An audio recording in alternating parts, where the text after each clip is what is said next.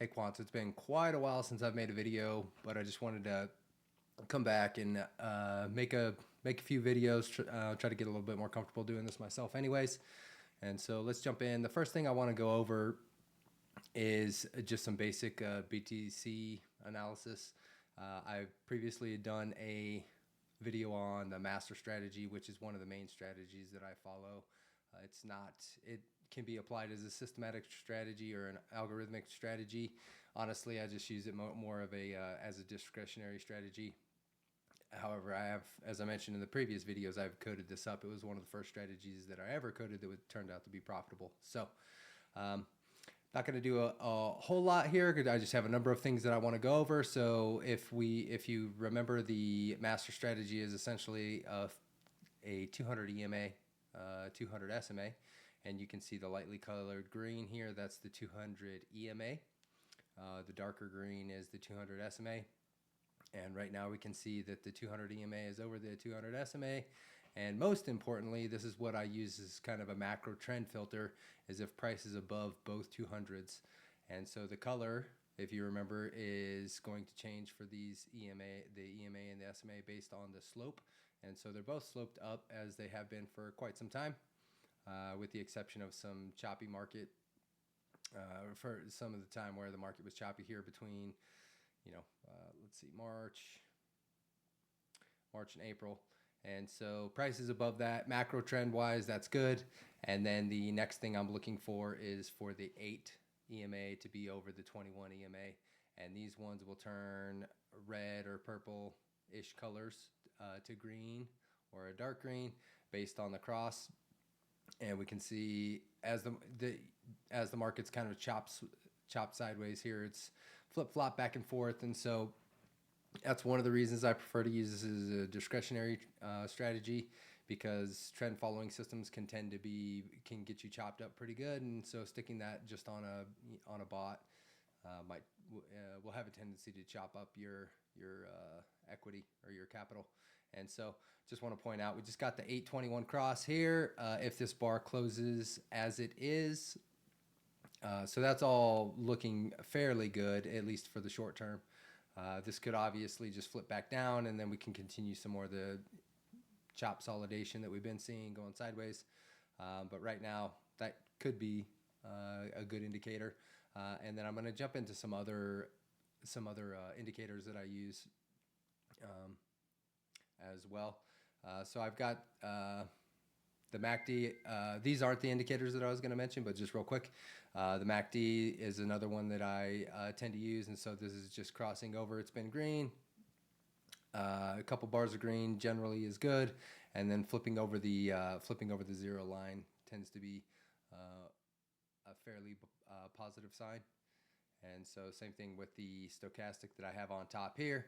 As we can see, that's starting to trend up, which is also good. We have this knife. This is the green-red thing and oscillator that we'll see here.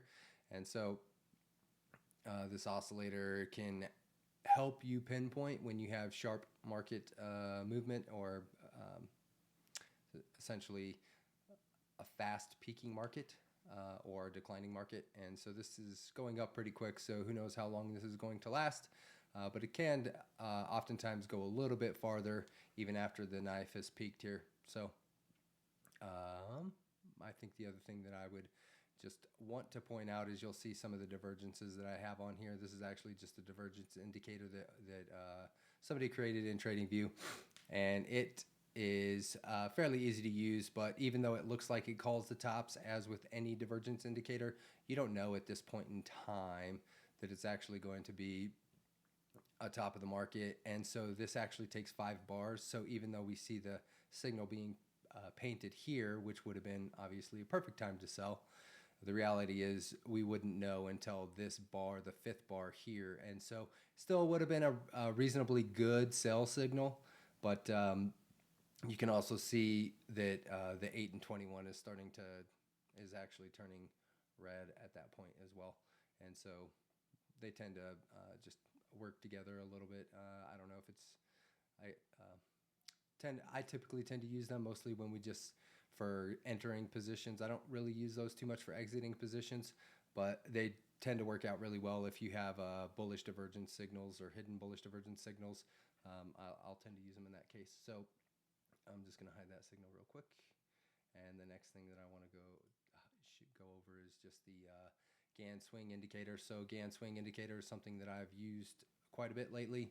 And so same thing, we have been in a down trend if we're looking up at the trends up here. So this is I'm using the 24-hour. One of the products that we use that Caretaker has offered in the Krown store, and I'll actually show some of that towards the end, is the HPass. And so the HPass, because some of how time works in TradingView, it doesn't actually work on a daily time frame. And so I've just gotten myself in the habit of using the 24-hour time frame as opposed to the daily time frame, because there has been some issues when processing data on the daily time frame. And so this is just a matter of habit that I'm on the 24-hour right now. And so anyways, back to the Gann swing indicator here. So the trends are starting to turn up here. We basically had this higher high here, but then it went down to a lower low, higher low, lower low, and we're going to be at a downtrend at that point. Once the market started to shift and we broke above this previous higher low, we're going to have an indecisive market, but now we have a higher high and then also another higher low. And then the second that this broke above here, now we are seeing that on our 2-bar, the trend has turned up. So it looks like the 1 bar has been chopping in between there. I don't have that turned on here, but I still leave that on just to get the trend filter. And then the other one is the week, the 1 bar. The 1 bar trend, or the 1 bar Gann swing on the 1 week. And so that one's been up for quite a while and it continues to be up. So things are looking good there. I think if we can get a close above this previous swing high, that's going to be very positive. As of now, we just barely broke above that. And so since the Gann swing indicator tends to work off, it works off of highs and lows. The fact that the price is currently below that doesn't matter. It broke above, and so that the Gann swing picks that highest point. So I think that I'll leave that there. The next thing that I wanted to mention is just some of the individual patterns that I've been looking at. So if I can get back to where the patterns are, I'll do kind of one that I think everyone has been somewhat following. And so right now I don't have the log filter on. So this is just the parabolic trend. If I switch over to the weekly time frame, it's a little easier to see. So based on the way that I've drawn this parabolic trend, we still haven't broken the parabolic trend. So that's still looking positive for more upside long term, at least long term. We have a few weeks that we could potentially just go sideways before we break that trend. Personally, I don't really draw parabolic trends too much. However, I've seen a lot of people doing that, and I just thought it was something interesting to put on the chart. One thing I will note that I thought is pretty interesting here is if we switch over to the log chart, it doesn't have to be a straight line, but oftentimes if you're on the log chart, your parabolic line will just look like a straight line. And so personally, I find it a little bit easier just to draw a straight line on these touching points here, and then I can switch back to the log. Not to the regular chart that's off of log, and then you still get that parabolic trend. So that's how I like to do it. So that's the parabolic curve that you may have seen a few people tracking. And then just to go into some kind of crazy bull mode stuff, this is on the weekly time frame again. This is a pattern that I noticed quite a while back, and I haven't really said anything about it because I'm not sure if it's really going to play out. I think it's a little bit, it's going to be a little bit optimistic to hope for this, but we do potentially have a cup here, a handle here. We broke this back in 2024, and if that target plays out, we could be seeing some pretty crazy price action, right? So that's going to put us all the way up towards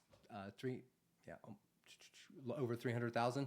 And so I don't really expect that to happen, but it's something I'm tracking just as a point of interest.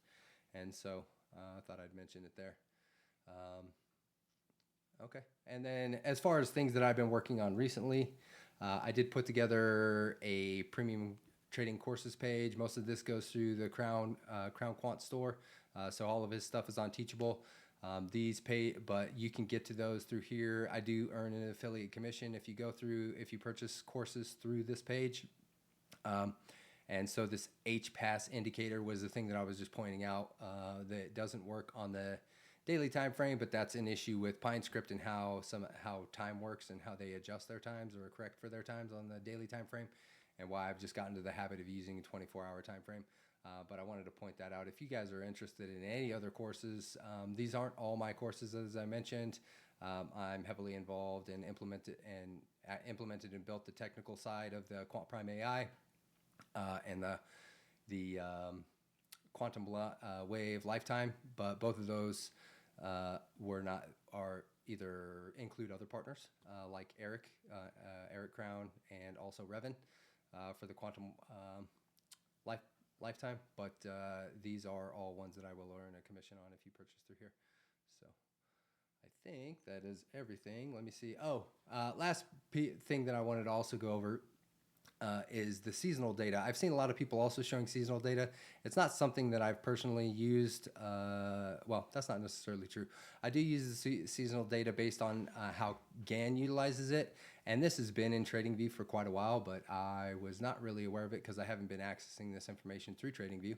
But if you go under markets, you can select any market, and then you have a seasonal tab here where you can come in here and you can see how the seasonal price action has traded over time.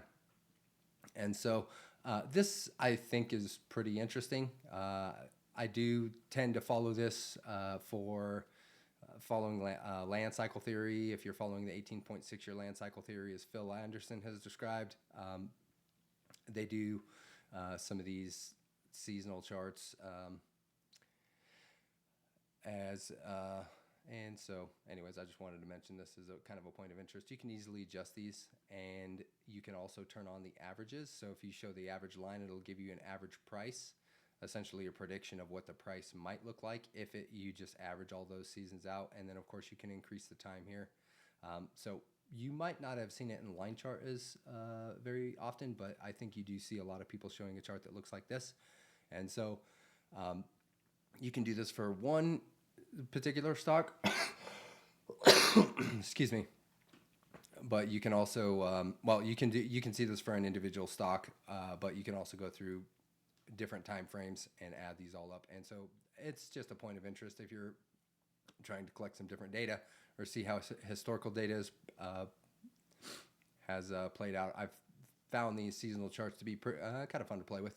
I think that's all I have now. All right, peace, Quants.